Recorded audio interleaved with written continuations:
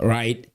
And the wife, we've heard stories like the guy has been charmed by this woman because it is impossible for a young man this handsome to get married to a pygmy, right? We have all of these prejudices and predisposed speculations that are going on social media.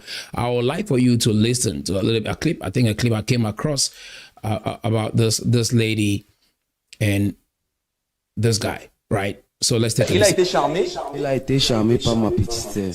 Ouais. Directement par ma petite sœur. Bon, lui-même, il ne sait pas où il est actuellement. Oh my God! Et moi-même, vraiment, j'ai... Avec vous, mais avant de faire n'importe quoi, je me suis approché auprès des autorités compétentes du village et j'ai essayé de les expliquer le projet.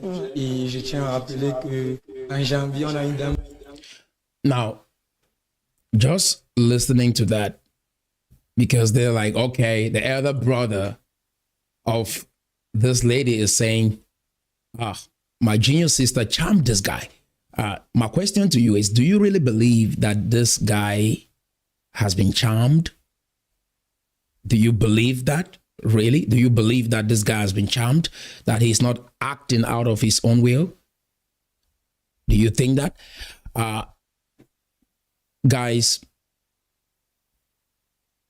men are predominantly motivated by two traits, men in general. If you're a man hoping to get married, it is very important that you pay attention to this video so that you do not make mistakes. You don't live your life based on speculations, right? But you live your life based on sound information that guides your decisions so that you don't make the mistakes that many have made. So men are predominantly motivated by two traits. Men want to be heroes. Yeah, we have that in us. You might look at your zodiac sign. You might look at what the Bible says about you. You might look at what your environment, parents and friends are saying about you. But men are predominantly motivated to want to be heroes. They want to save the day. They want to be Superman. And that is why you see we love playing games. Why do men love playing video games? Because they want to win. They want to save the day, right? So men want to be heroes and men want to be conquerors. So these are traits that motivate men. We can look at all the books and the papers that have been published out there on love, relationship, what makes a man fall in love, what makes a woman fall in love. We can look at all of that. You can look at your zodiac sign and say, oh, I'm not compatible with this man, or maybe I'm not compatible with this woman. You can go into all of that. But this is what I really believe, that men are motivated to become heroes or to be conquerors. They want to take over a territory, or they want to save the day. And that is why you see most of these jobs that has to do with people that will go in there, right, and save a situation. Men are predominantly in those sectors. Does that make sense? Now, why is this important? Because there's a story that I'll contrast with this story of this young man who got married to this pygmy, because I don't think that he's under any influence, right? I don't think that he has been charmed. I think he's really normal, right? This man went in there, fell in love, and he's a hero in that community. There is no greater feeling like the feeling that this young man has right now, that he went into that territory and did what he did and was deemed as a hero in that community. And not only that, on this other side, right, even though we are looking at him the way we see him, but he's bridging, right, this barrier or maybe this gap that we have in our community. Like those who look at the pygmies and maybe you undermine them, my question to you is, what do you make of a situation where, say, a white man travels all the way from America or from Europe to Africa and get married to a black lady? Do you think when he gets that black lady over to Europe or to America, do you think the relatives looked at him that way? Do you think they perceive him like he has been charmed? Do you think so? Right? We've always heard this saying growing up that love is blind. Yeah, to an extent. But this man wants to be in a community where he feels respected, and you don't know his story or his journey in life, right? The experiences that he has had falling in love that has directed him down this path. But most importantly, I see that drive to be a hero in this young man. Are you tracking? So on that note, I would like us to contrast this with another story of a young man that met a lady when she was in high school, right? They fell in love. They were in love. And what happened? This guy sponsored this lady through university with the hope to get married to her. He made his intentions known to the lady's parent. And as they were making arrangements towards marriage, the lady said, I'm not interested anymore. The parents said, we found a better suitor for our daughter. And this guy roofed the father-in-law's house. These are stories happening in our community. How do you make sense of this? And if you were this young man, let's say you survived that situation, don't you think you want a woman in your life that you look like you came in and saved the day, right? You probably want that, right? So, but my point is, I want you to be able to look at things from different perspectives, because when the story was brought up on social media, this guy was ridiculed, right? They said the lady never forced you. Hypothetically, that is true. She never forced you. But again, we have a lot of young men today that are thinking about falling in love. They want relationships. The statistics here in America, 50% of first marriages end up in divorce. 60% of second marriages end up in divorce. 73% of third marriages end up in divorce. This is the staggering statistics. That is, there is a 50% chance that the woman that you get married, you will not end up with. The man that you get married to, you will not end up with. And guess what? 7 out of 10 times, women are the ones who initiate divorce in America. That is, out of 10 situations, 7 will be women that will say, I don't want in this relationship anymore. I want out. This is the staggering statistics. But we never take the time to study how to fall in love. Some say it is luck, right? If you marry the right woman, it is luck. You can do all you can, but at the end of the day, it's just luck. It's just luck. Some would say, if you get married, look at character. If she has a bad character, then beauty is not all that, right? And these are speculations that people have. Why? Because we don't take the time to study how to fall in love, right? You see why this mobile phone works. It's not speculation. This phone works because there has been a process, a manufacturing process, right? That is credible. And that manufacturing process lets us understand that this phone will work. If I pick it, charge it, I make a call, it's going to work. And I want to let you know that God designed life to be that way for us. But it's rather unfortunate. Most of us never take the time to study the aspects of our lives that we're interested in so that we can make sound and informed decisions. Are you tracking? For instance, if you go study to become a medical doctor, there is a high chance that if you put in the effort, you'll be a good one. Are you tracking? So there are many other fields in life that we will invest time to go study, especially when it has to do with our career.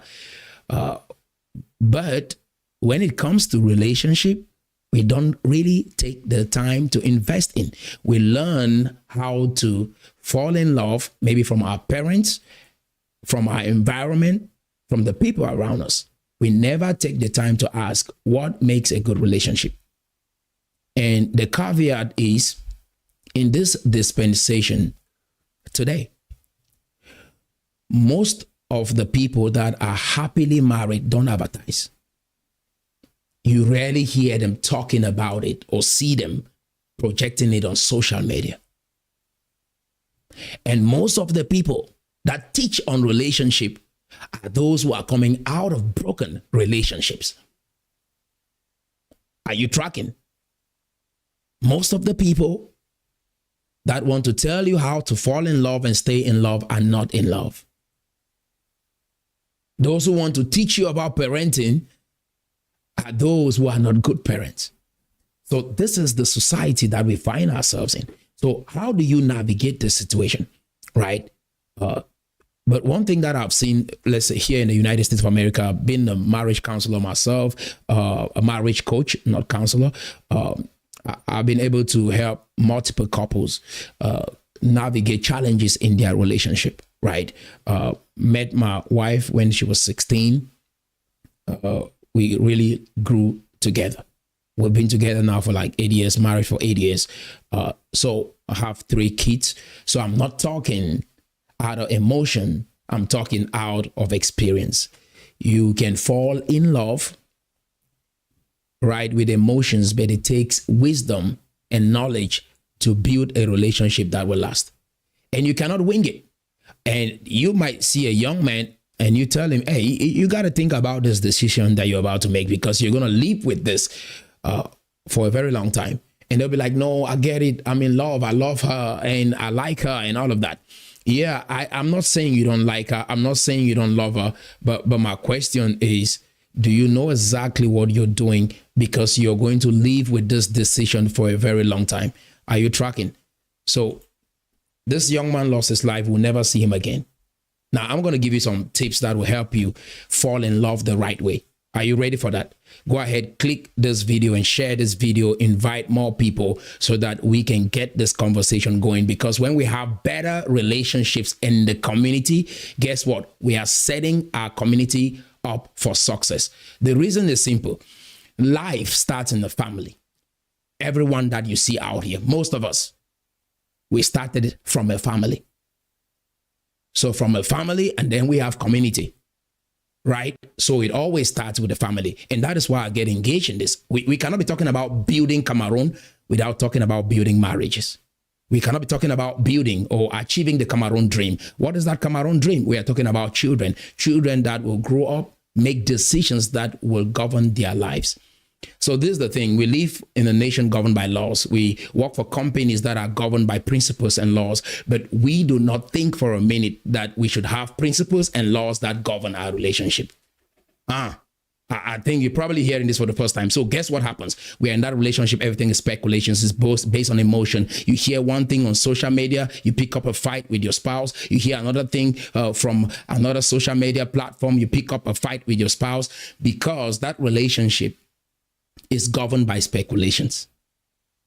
It's not governed by intention. You guys are speculating. Are you tracking? So that is why there are books that have been written. John Gottman has written one of the best books in this country when it comes to relationship, right? The 5 Love Language by Gary Chapman. I think these are individuals that have taken the time to write on this subject based on their experience, right?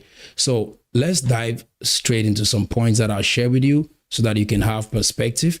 But if you have never fallen in love and you hope to fall in love, or if you are in love right now, this is what I want you to do, especially if you are a man, because you are called the bridegroom. It is for a reason. The woman is called the bride when you're going to get married, and the man is called the bridegroom.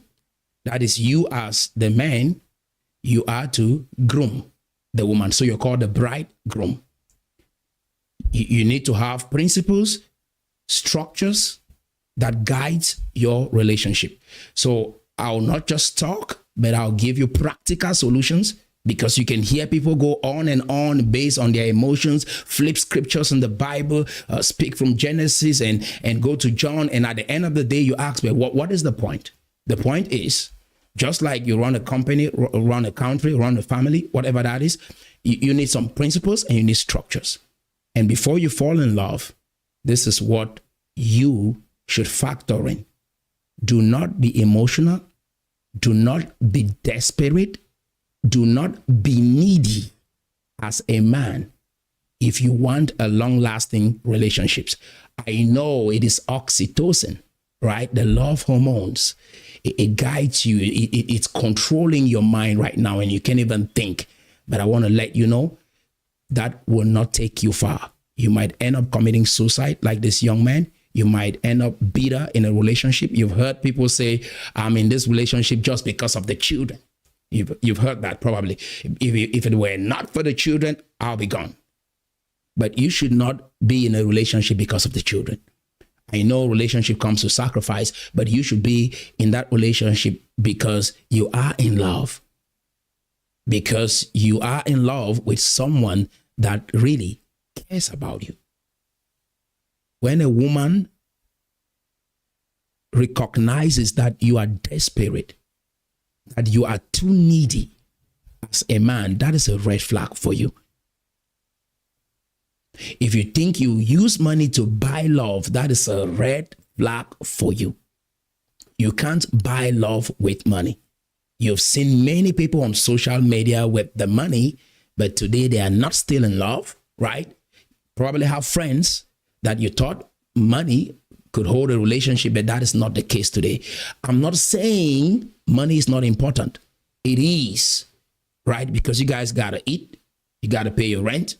You got to raise children. You got to take care of your family. You need money, obviously. But what will hold that relationship is not money. The number one thing that will hold your relationship is a vision. And as a woman, before you say, I love this man, we have been dating for 2 years, 3 years, 4 years, we are planning to get married. When you guys get together, the first question is, where are you going?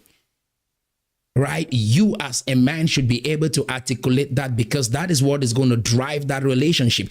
I've read all sorts of books on relationship.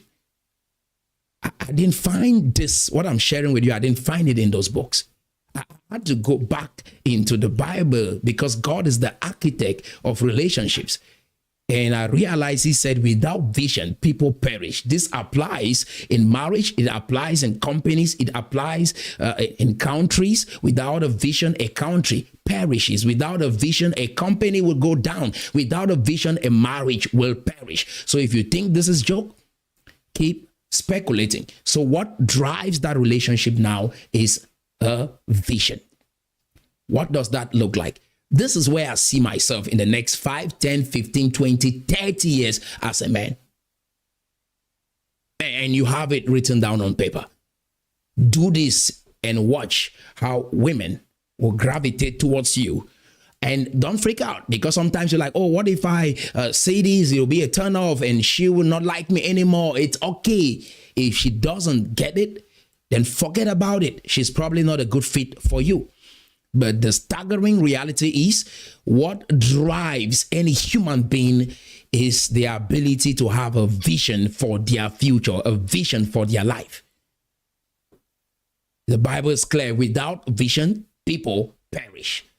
Why do people fight in relationships? Why would a young man like this spend all the money that he has on this young lady and they don't end up? What you have going on doesn't drive me, right, to the extent that I want to spend the rest of my life with you. Are you tracking? So you don't say, oh, marriage is luck. It is not. If that lady, right, aligns with your vision, you will know when you share that vision with her. So this is my number one book that I would recommend to every young person, especially in Cameroon or wherever you find yourself around the world. If you think you will ever get into a relationship, you buy this book and read this book with your girlfriend or with your boyfriend. And then you sit down and then you have conversations around what you have studied in this book. So the book is titled The 101 Questions to Ask Before You Get Engaged. And I think this one is written by Norman Wright. This is the version. So when you're checking on Amazon or your local bookstore, it should be the one written by Norman Wright. The 101 Questions to Ask Before You Get Engaged. So this book would guide you, right? As you fall in love, it will guide you as you stay in love. It will guide you when you get engaged. If you're preparing for marriage, or you want to get married, there's another book I'll recommend for you, but this is a good book to start with. And this is why. It is important, not just that you have a vision, because this book actually gives you now like the plan within the relationship. But when we talk about vision, this is a concept that God actually gave me, that a vision drives everything. A vision drives an economy. A vision drives relationship. A vision drives friendship. Everything is vision.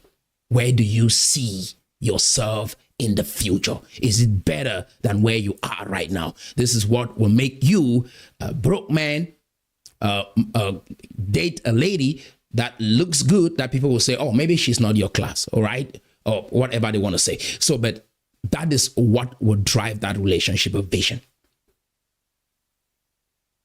Right? So number two, you need a plan, right? And this book is a plan. This book will help you structure your plan, because it's always plan. It's always vision, plan, and then strategy, action. Does that make sense? A vision, a plan, a strategy, and then action. And as you execute, what happens? You get results. You cannot wing it. Relationship is not speculation. Except you don't put in the work. It is work. Just like you study to pass your exam, so is relationship. Now, when you read this book, it's just like when you went to universities. What happened? You went to the classroom, the lecturer gave the lectures. After you left the class, they gave you a textbook, and then you went home and then you read the textbook, you prepared for exams, right? And if you write the exams after you've studied, you pass, right? That is your promotion. Now, so now what I'm giving you is lectures. I encourage you to read this book. 101 Questions to Ask Before You Get Engaged. Now, this is what you do after you study this book. These are some key areas that you're going to address with your potential suitor, right? You have to ask them very, very important questions, like your belief system. Do you guys share the same belief system about God? That is important, because this is what is going to preserve the sanctity of that marriage, right? When you think of cheating, when you think of betraying your spouse, right? Do you have the fear of God in your heart? Or what is your belief about God? These are very important questions that you should ask before you get engaged, as you fall in love and you're all emotional. What is your belief about God? Do you like going to church on Sunday? You don't want to go to church at all? Do you pray? Do you not pray? I want to know. Let's talk about this. We're about to make a decision that in the next 20, 30 years, we will be in this. And even if we break up, the pain of this relationship, I'm going to live with it for the rest of my life. So it's important. Let's have this conversation. I hear you said you have all this big vision for your life. You want to be the CEO. You have this company. You have this big dream and all that. And I see you pushing hard. Not only are you talking, but you're working. You're putting in the effort. You're reading. You're networking. You're going to the seminars. You're taking the classes. You're doing all of that. But I want to ask you a question, sir. What is your belief about God? Ma'am, what is your belief about God?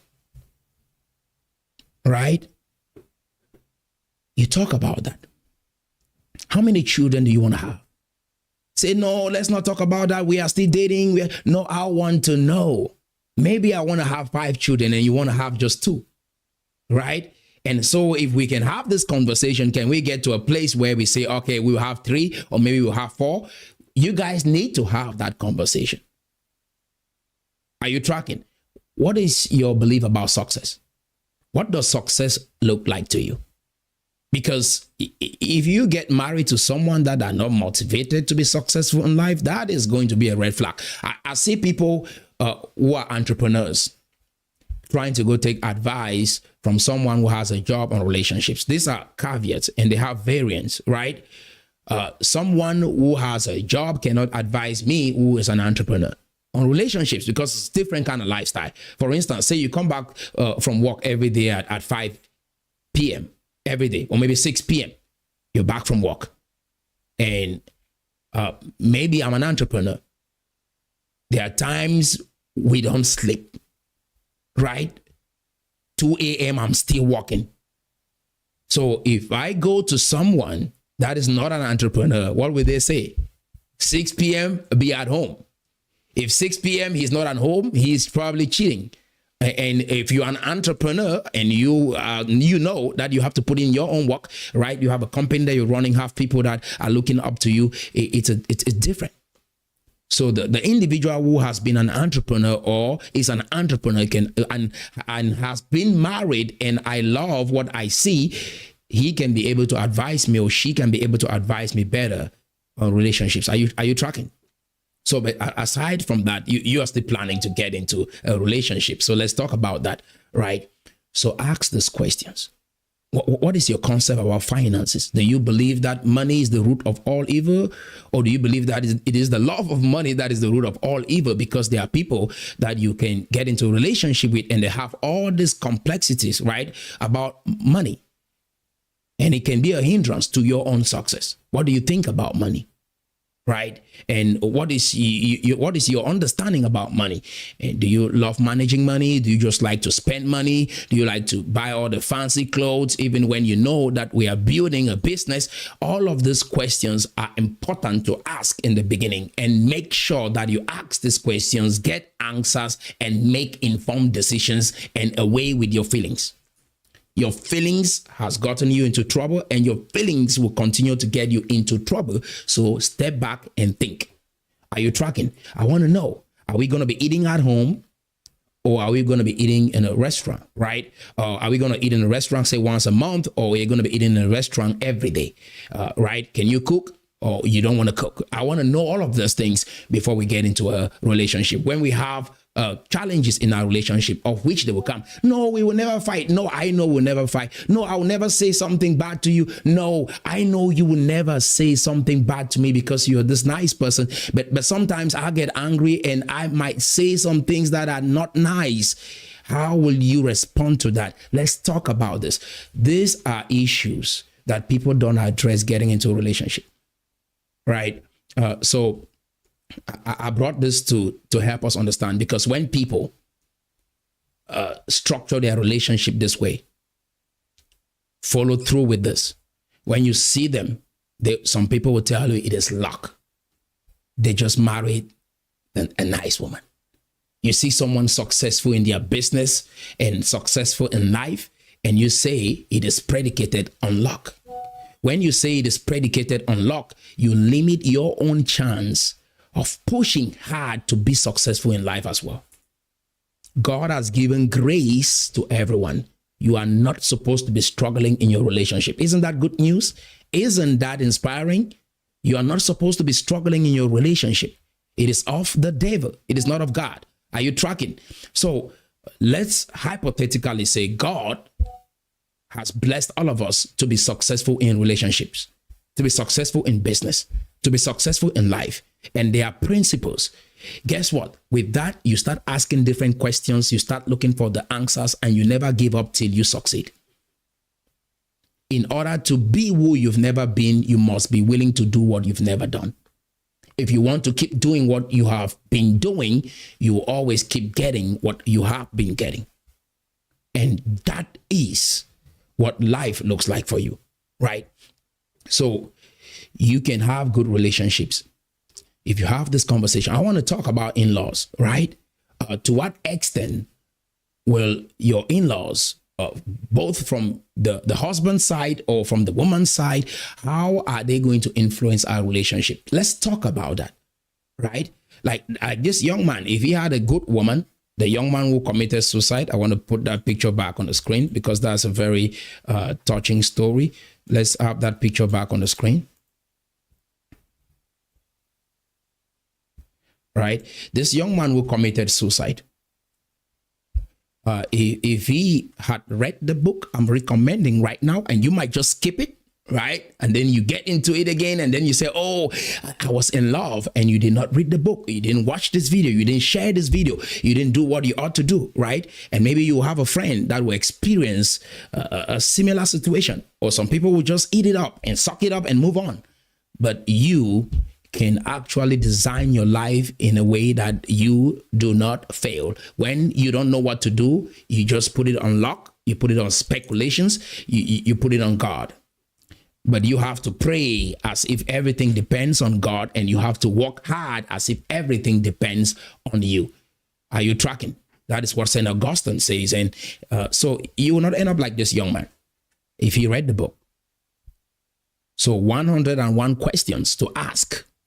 Not questions, not speculations, not comments, not statements. Because I've noticed in our community, people don't know how to ask questions. People have opinions. People have statements. Right? They project their predisposed statements on people, but you have to step back and learn how to ask questions. That is why this book is titled 101 Questions to Ask. If not, you want to live in your relationship right now, just like your parents lived. But my question to you, don't you think there's something better to experience? Right? Don't you think there's more love for you to experience? Don't you think there's more happiness for you to experience? Don't you think the life is getting better, that the world today is better than the world your parents lived in? Don't you think that the world today is better than the world your great-grandparents live in? And don't you think the world that your children will live in will be better than the world you're living in today? Look at social media. Look at what we have. Isn't this a miracle? If you share what we are experiencing today to your great-grandparents, they will say this is a miracle and it's not possible.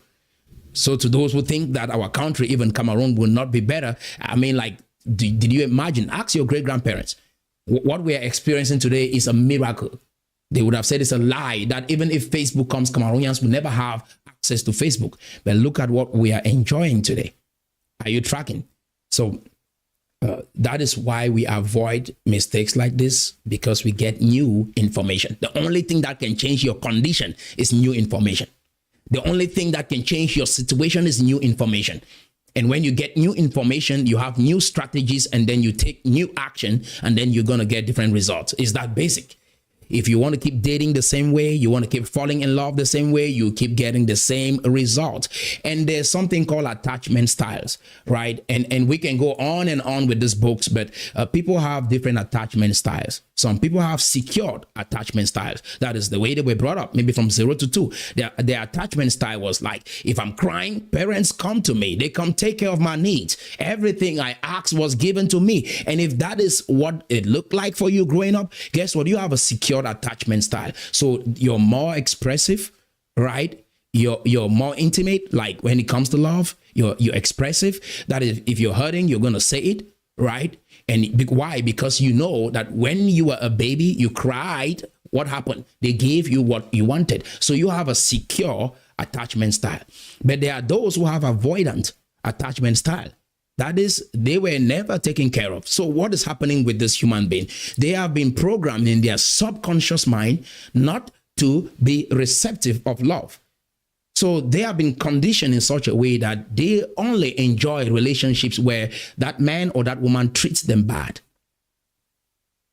So a brother like this might grow up in a relationship, or maybe in a family that he was not treated well. So guess what? He knows. And that is why most of us struggle with low self-esteem. And the mental conditioning is you need money to fall in love, right? All you need is money to fall in love. And so if you don't have the money, the ladies on social media tell you they will not fall in love with you. And so that is the notion, right? You don't think that God made you, number one, gave you a vision.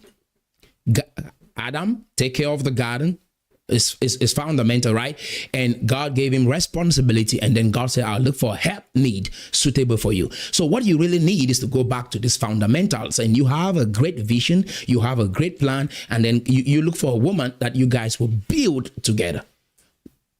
Whatever society has told you, that has been like ingrained in your subconscious mind and is controlling your life. But if you were raised a certain way, it controls how you behave in society. It will rub off on your relationships. It will rub off on your job. It will rub off on your friendships. How you behave around people is all ingrained in your subconscious mind. If you're somebody that you feel like you need to always give gifts, I'm not saying giving gifts is not a good thing. If you think giving something will make people like you, it could be in friendships, it could be in relationships, then that is the programming that you've had in your subconscious mind because you never received love growing up. So the only way you can get love is to buy love. And you have to keep giving because when you don't have, the love disappears. Are you tracking? So you have to get to the place where you can train yourself to receive love again. And that love should come to you not because of something that you offer, but because of who you are as a person. Are you tracking? That is a secured attachment style. So you need to cultivate that. And these are things that if you don't learn it, if you don't know this, relationship is luck. It's all speculation. When I had issues with my in my relationship, we talked about this when we were still dating. My wife and I, we talked about this. If we have issues, how are we going to solve it? And we discussed this when we were still teenagers. Right? We are going to solve our issues based on an informed decision. That is based on quality information, based on people that have succeeded in marriage that we admire. The best thing that we've derived from our parents, we're going to apply that in our relationship. But most importantly, we are going to let books guide us. We're going to let people that have succeeded in marriage in a way that we like guide us in our relationship. And as we advance, guess what? Seminars, coaches, now books guide us. There's certain areas of our lives we are struggling with. We'll buy a book to solve that one problem. Right? And there are some people in relationships, they just have low self-esteem. We don't want more young people living in bitterness, doing all sorts of crazy things in the community because they want to get money to please a woman. Because this is the kind of society that we've raised. This is the kind of people that we have raised. Everything in life is money, and life is more than money. I repeat that again. Life is more than money. Is important. Don't get me wrong, because you might rush to type in the comment section. This is an educative session. This is not a speculation on whether you tell me we are not here trying to debate with each other. If we have to do that, I'll give you some of the books you read and then we can debate. If you have not read what I've read, we are not debating, I'm teaching. In the classroom, when we go there, the teacher is teaching. You take notes and then you ask questions, which is what I want us to do. And then when you ask questions, answers are provided. That is clarification. And then we'll go to practice. It's not a debate. We don't do that, right? So I just wanted to help you have perspective so that we don't keep making the same mistakes that our parents have made. Because there's one thing that will happen, right? If you study or read the books that I have read, or you read this book that I've just recommended, and you meet a lady that has not read that book, guess what happens? There's going to be arguments instantly. When you bring up ideas based on what you've studied, based on what works, right? Again, 50% of marriages end up in divorce here in America. 60% of second marriages end up in divorce. 73% of third marriages end up in divorce. And what happens? 86% of people would divorce, remarried within 5 years span. They will get married again within 5 years. That is the statistics. It's facts. How do you deal with that? How do you deal with this? Like, we have these hormones that we want to be in love. God made us that way. We want to love. We want to be heroes, like men want to save the day. And that's why you see a brother go get married to a pygmy. We want to be the conqueror, someone who came into a territory and conquered that territory. That's why you see some people cheat. And those who want to cheat, or with women that are married or want to cheat, is because they want to feel like men have this desire to conquer. Right? They want to feel like they have control. And how do you tame that, control that, and make sure that you function right within the parameters that are necessary to make you a healthy human being? Are you tracking? So when you read this book, the next book that I'll recommend for you to read, and it's very important, what I've been talking about, attachment styles, this book Attach. I think this is written by Emile Levine. This is a very, very good book to read as well. And it will teach you on, because this thing has to do with self-esteem. You feel low about yourself. And so the only way you express yourself is through what you give and how you're received based on what you give. Are you tracking? And that is how you project yourself in the world. And I've seen that in our community a lot. A lot of people with low self-esteem, right? I understand the foundation of all of this, but it is not supposed to be that way. You can train yourself. That is good news. You can train yourself to have more self-esteem. You can train yourself to have a secured attachment style. Are you tracking? So this book will help give you clarity. So I've recommended 2 books, the 101 questions to ask before you get engaged, and this book Attached. Great book, right? So you will realize that you start having confidence again, right? If you've never had it, you realize now you're becoming confident in who you are. You express yourself better among your peers, among your friends. When you meet a woman, it will be different because of this new information that you've had. Are you tracking? And then what happens when you have all of this factored in? You can write it down, what you guys have unanimously agreed on, like this is how we are going to live our lives. This is the number of children we are going to have. This is how we are going to deal with our finances. This is the house that we want to live in the next 5 to 10 years. This is you have all of that written down. These are the parameters that we are setting for friends and families and people who are not part of this union that we are building. This is how we are going to treat that without a clear definition. Look at your country. It has territories. You don't cross and get into another person's nation and you say whatever you want to say. It doesn't work like that in the world, right? So in your relationship, you need boundaries. Like, this is what you don't say. This is what people don't put on us. This is what we have designed our life to look like, and we will be living based on this framework. For instance, if people don't have any financial plan, and maybe let's say you're married to a girl or married to a man, or you are looking at dating a woman that don't have no financial IQ. All they want to do is waste your money. All they want to do is buy stuff, right? And if they have not read the book, you guys will be fighting for the rest of your life. They'll call you stingy. They'll call you greedy, not knowing that you're just being frugal because you're planning for the future. Are you tracking? Yeah, you may show up on social media for 1 day, 2 days. People look at you, they click likes and all of that because of what you put on. But at the end of the day, the reality is that is not a wise financial investment. Are you tracking? So I just thought I'd share some light on this, like just pour light on this topic, because I know many people are struggling with relationships in our community. Some young men today, they are scared to fall in love. And you meet a young lady and she says, oh, I love this guy because of his curved legs. I love him because of his shoes. Really? Is that why you will love somebody? I mean, but who am I to tell you how to love someone? But the reality is we need to be a little bit more rational, right? So I use this story of this young man and the young man with the wife that is a pygmy to let you know that young man feels like a hero in that community. He is probably more respected in that community than all the other ladies that he has been dating. And that is a motivating factor for him. Remember, the Bible says it is better to sleep on the rooftop than live in a house with a quarrelsome woman. So it's better you stay on the rooftop. The kind of peace that woman is giving him. So my whole idea was we have to get past this idea of charms. What does that even mean, right?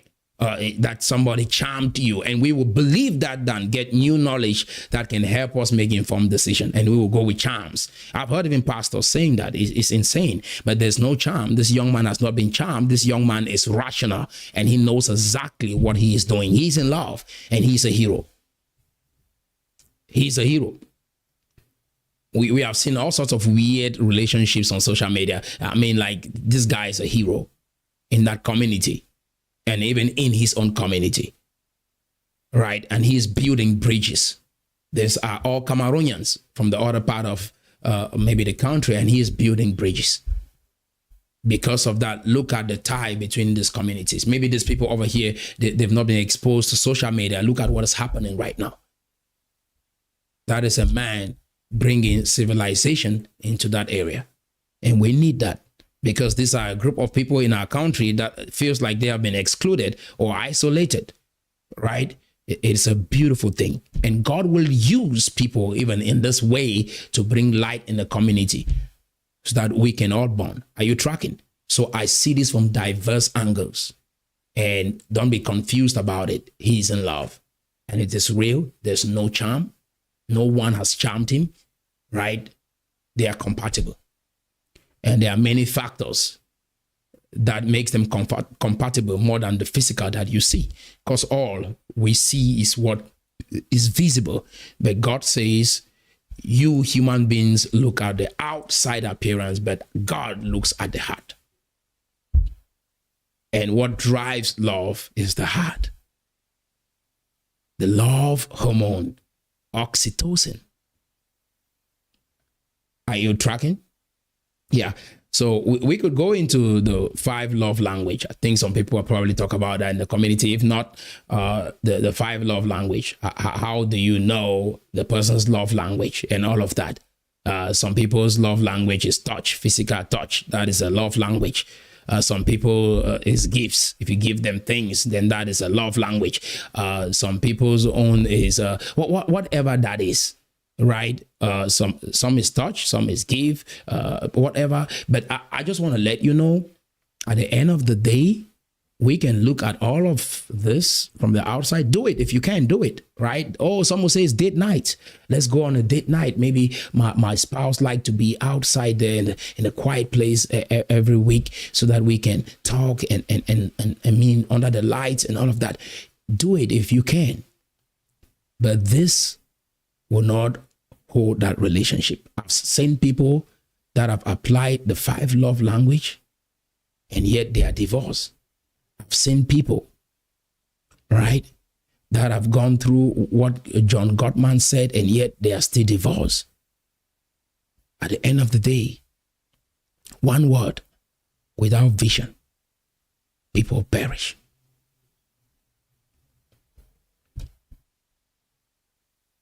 Without vision, people perish. And that is why we came up with the Cameroon dream, so that we can have a vision even for our country, a vision for our nation, vision for young people, a vision for the old. And the Bible says, right, the young man will see vision and the older men will dream dreams. You gotta believe that, right? Vision drives everything. I think I've said enough. Go ahead, buy that book. If you DM me, I want to hear that you've bought your own copy of the book. Again, it is the 101 questions to ask before you get engaged, and also the attached, right? Buy those books, read them. I would love to hear her talk. At the end of the day, guys, if you can pour light on someone, inspire them to do something with their lives, it was worth your coming into this world, right? If you can pour hope in the lives of someone, especially in the world that we live in today, people need hope more than ever before. To go about their day, to go about their lives, to be able to find direction. At the end of the day, it's not about the amount of money that you leave in the bank. At the end of the day, it's not about the house that you built. At the end of the day, guys, it will be about the lives that you touch. There's a saying that people will forget what you said. People will forget what you did. People will forget how you dressed. But they will never forget how you made them feel.